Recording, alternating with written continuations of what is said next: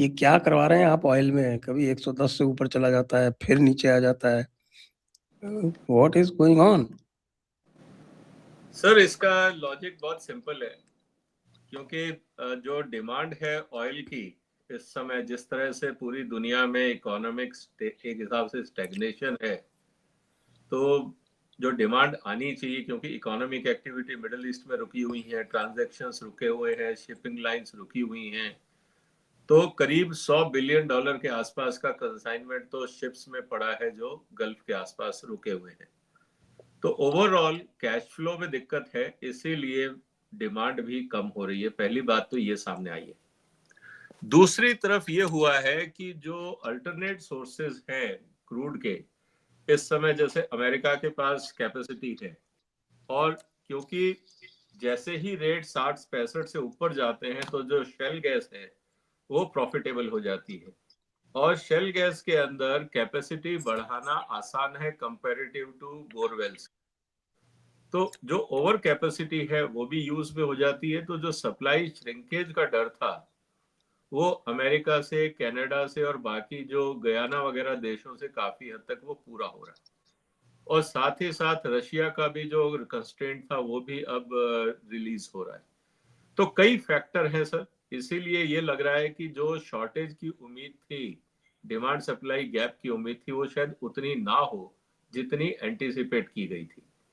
अभी तो ये असेसमेंट है, अगर ये लड़ाई लंबी चलती है और जिस तरह से ऑयल फील्ड्स को डैमेज किया जा रहा है, तब बहुत सीरियस इफेक्ट आएगा, क्योंकि जो गल्फ से ऑयल निकल रहा था वहां पे दिक्कत है, और अगर रिफाइनरीज और बाकी जो वेल्स हैं मिडिल ईस्ट में, अगर वो डैमेज होते हैं तो फिर सीरियस क्राइसिस है। लेकिन सबसे बड़ा क्राइसिस क्रूड से ज्यादा गैस का है, क्योंकि Qatar is a major supplier और वो पूरी तरह से ब्लॉकेड में।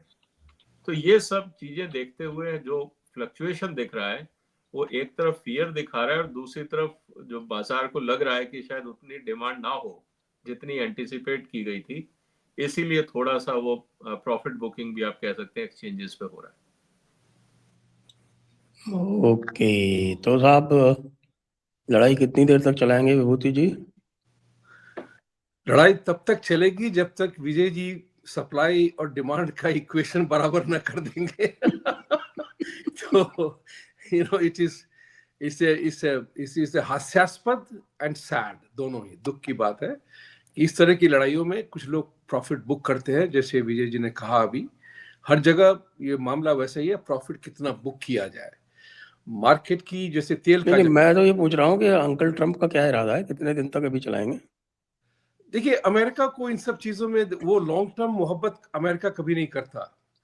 जब तक चमका तब तक मोहब्बत है, उसके बाद डिवोर्स भी बहुत जल्दी होता है यहाँ पे। तो अमेरिका का तो इंटेंशन हमेशा से रहा है, लड़ाई लड़ते हैं, 4-5 लथाड़ मारते हैं, फिर लड़ाई छोड़ के चले जाते हैं, 4 बिलियन का सामान छोड़ के निकल जाते हैं। अफगानिस्तान का एग्जाम्पल देख लीजिए।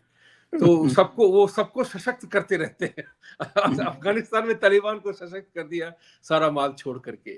सो ये लड़ाई जो है, अभी एस्टिमेट क्या है पता नहीं चल रहा है, लेकिन जिस तरह से इजराइल हर एक खमेनी को मारे जा रहा है, वो जो लीडर अपॉइंट कर रहा है उसको उड़ाया जा रहा है। तो नहीं, वहां मुश्तबा तो जिंदा है।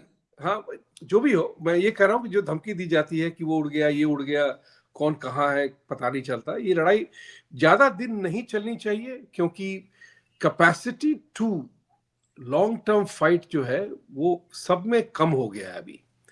अब ये चाइना इक्वेशन बहुत लोग इसमें नहीं नजरोअंदाज कर रहे हैं, लेकिन चाइना फैक्टर बहुत बड़ा फैक्टर है कि चाइना को जो है अमेरिका जगह पे लगाना चाहता है, डजंट वांट G2 बनना नहीं चाहता है। चाइना की समस्या है वेनेजुएला और ईरान से तेल आता था, ये दोनों ही में अभी मार पड़ी है वहां। तो कहीं पे निगाहें, कहीं पे निशाना। तो ये चाइना को वीक करने के लिए ये सारा प्रयोजन चल रहा है। और चूंकि चाइना के कारण जो था, जो चाइना के जो अपने कॉन्ट्रैक्ट होते थे, चाइना ने अपनी सॉवरेंटी सुजरेंटी के नाम पे जो किलर कॉन्ट्रैक्ट लेकर के सबों को पकड़ रखा था, वो लोग भी मुक्ति पा रहे हैं। जिसे बड़ा इंटरेस्टिंग सा पॉलिटिकल एलिमेंट है इसमें। सो आई एम लुकिंग, मैं जो मेरे विचार से ऐसा है कि ये लड़ाई ज्यादा दिन नहीं चलेगी, क्योंकि जीसीसी कंट्रीज भी झेल नहीं पाएंगे जिस तरह से ऑयल रिफाइनरीज पे ईरान अटैक कर रहा है। ये भी देखने वाली बात है। ईरान का कहना है कि मैं तो अमेरिकन एस्टेब्लिशमेंट को अटैक कर रहा हूं, मैं तुम्हें अटैक नहीं कर रहा हूं। लेकिन असलियत तो ये भी एक रिपोर्टेड की ये भी है कि टर्की पे भी उसने हमला कर दिया है। ब्रिटेन भी, फ्रांस भी अपना आर्माडा, नेवी का आर्माडा भेज रहा है वहां पे। तो देयर इज बहुत सी चीजें ऐसी हैं जो हम शायद उसका मुआयना नहीं कर पाते हैं, ना आता है, खबर आती रहती है। लेकिन इस बात को तो मानना पड़ेगा कि जो यूएस की पॉलिसी ईरान के प्रति थी डेमोक्रेट बराक ओबामा के समय में और बाइडेन के समय में, वो पॉलिसी अभी नहीं है। तो ये है कि अब जैसे आज ही खबर मैंने देखा, वीडियो जो मैं जानता हूं उसके बारे में, कि Biden, Barack Obama, Bill Clinton, Hillary Clinton, सबों ने स्टेटमेंट दिया था कि we will never let Iran have nuclear power. And Hillary Clinton का स्टेटमेंट तो यहां तक है कि we will bomb them and destroy them even though I don't want to make that statement. This is exact. Trump तो वही कर रहा है ना भाई।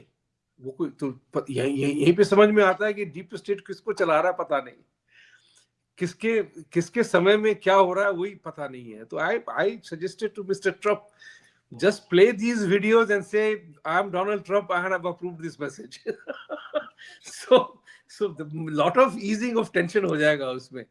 नहीं, वो तो उन्होंने बड़ा ईज किया ना। कल उन्होंने स्टेटमेंट दिया कि ये आपके जो ये शिप्स के जो कैप्टन हैं, डू नॉट बी स्कैर्ड, आप लोग तो हॉर्मुज क्रॉस कर जाओ।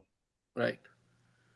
आपने ये भी पढ़ा होगा कि किस तरह से Lloyd's of London insurance premium बढ़ा रहा था। तो सब कोई इस वक्त कौन से शिप का कैप्टन जो है, he will act brave and cross the straits of Hormuz. Yes, I'm glad to hear the shippy speak. मैं तो साहब, मैं तो वो खर्ग आइलैंड जिसको जो है इजराइल डिस्ट्रॉय करने की बात कर रहा है, तो during the Iran Iraq war हम तो वहां से ऑयल लेके आए हैं 2 बार। तो I have been in the area of war. लेकिन ये जो बोल रहा है कि साहब के आप तो, ईरान ने कहा कि जो क्रॉस करेगा उसको मारूंगा, और ये कह रहा है नहीं आप तो क्रॉस कर जाओ, कोई दिक्कत नहीं है, बी ब्रेव, मर जाओ फिर हम उसको मार देंगे जाके। हाँ, तो ये बी ब्रेव जो है, तो ये भाई जो है इतना ब्रेव है, तो ये इतनी सारी सिक्योरिटी लेके क्यों घूमता है ये? उस प्रश्न का जवाब तो मैं नहीं दूंगा, क्योंकि सिक्योरिटी तो हेड्स ऑफ स्टेट लेके चलते हैं, स्पोर्ट्समैन लेके चलते हैं, सबको अपनी अपनी सिक्योरिटी की चिंता रहती है। तो साहब शिप वाले को भी अपनी सिक्योरिटी की चिंता है ना। तो है ना, क्यों नहीं रहेगी। ये तो कहने वाली, कहते नहीं है कि जब जॉर्ज बुश ने कहा था go for your shopping, enjoy your life, let the war carry on. So ये तो एक कहने वाली बात होती है।